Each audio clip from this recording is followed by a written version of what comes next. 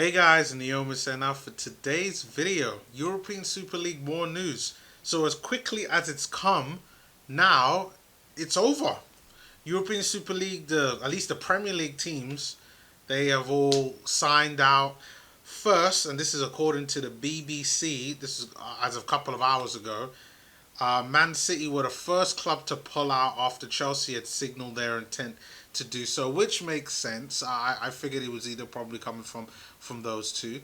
Those two, obviously, you got with the Arab owners with Man City, Chelsea. You had Abramovich, leaving only the Americans left, who, in my opinion, they were the ones that wanted this the most in Manchester United, Liverpool, and Arsenal.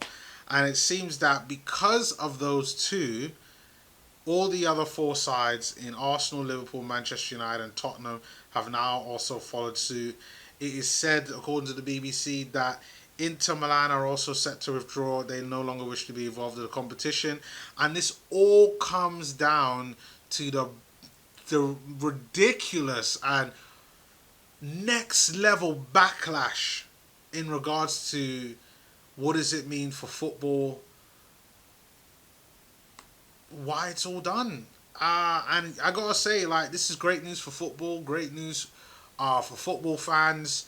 Not sure how it's gonna affect the clubs per se, because I know there were talks about, oh, this is gonna save football, was what everybody was saying yesterday. At least the people that were like wanted it. But part of the things, the reason why they said that is to do with the amount of debt that a lot of these clubs are in. So you have to say, even though now it looks like it's done, it looks like everybody will slowly pull out and you could say it's all over. What does this mean for the future of a lot of those clubs? I mean, let's speak for Arsenal first of all before we go into anyone else. Arsenal, we do have debts. But our debts are nowhere near as bad as, let's say, Real Madrid's. They're not as bad as Spurs, who, they've got a stadium that, they've basically spent £1 billion on that needs to be paid back. And they've borrowed, like, short-term loans to be able to kind of keep their operating costs going during the whole COVID pandemic. What does that mean for them? For Arsenal, overall, you have to say that things are bad, but probably not as bad as other teams. But it's the same as normal. We're going to still have to shop at the free agent market. We're still going to have to shop at the loan market.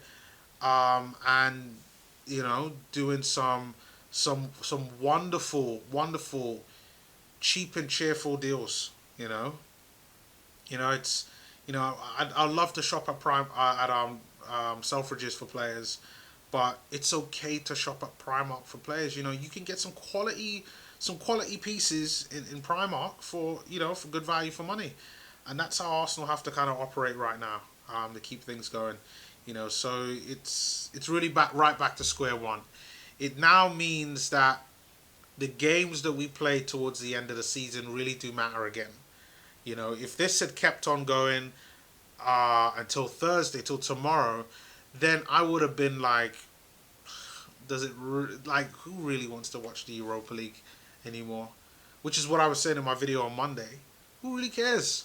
But now we all have something to care about. Now there's a reason for watching those games, because now so much is on the line. Now it's a must win for Arsenal. It really is must win for Arsenal. Some of the other news that have been coming out around this in regards to Arsenal have been in regards to what the players have thought. And if you give me one sec for me to kind of find that out, it said that the Arsenal players had no idea and weren't consulted with, along with Mikel Arteta, in regards to this.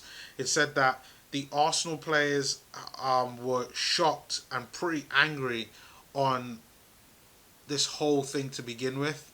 And my guess, and it's only my opinion, it's because of probably the anger from the players and the coaching staff that's probably led to this.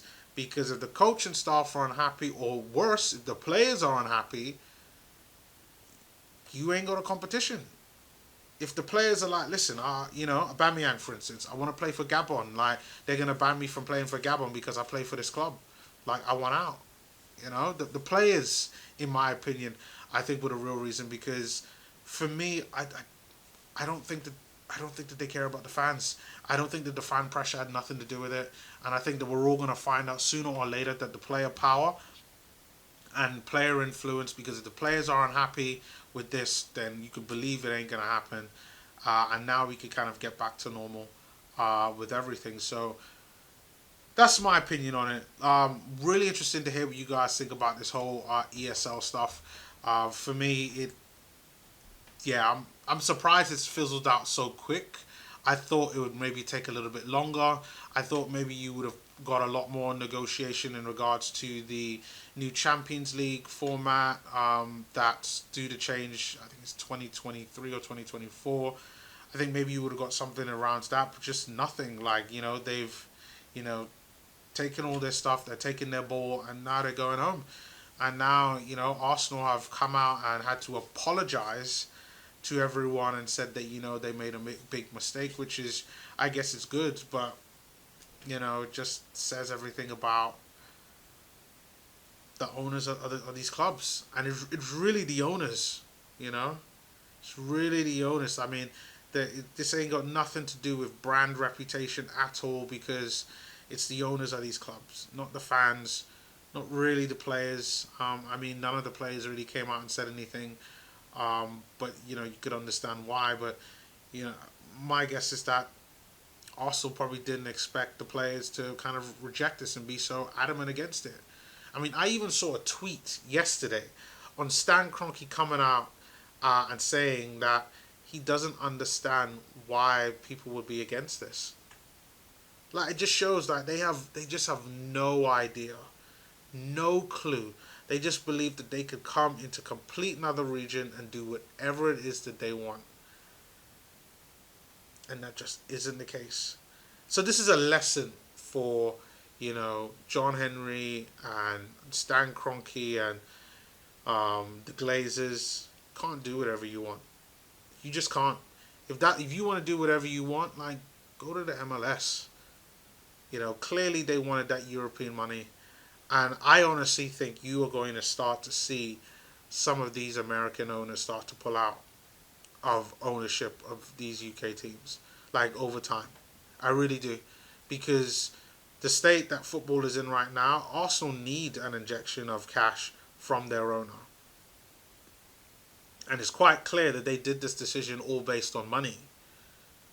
So if they're not getting the money that they thought that they were going to get, what reason is there for them to even be in this football ownership structure? Stan Kroenke wants a self-sustaining model. He doesn't want to put any of his money in it.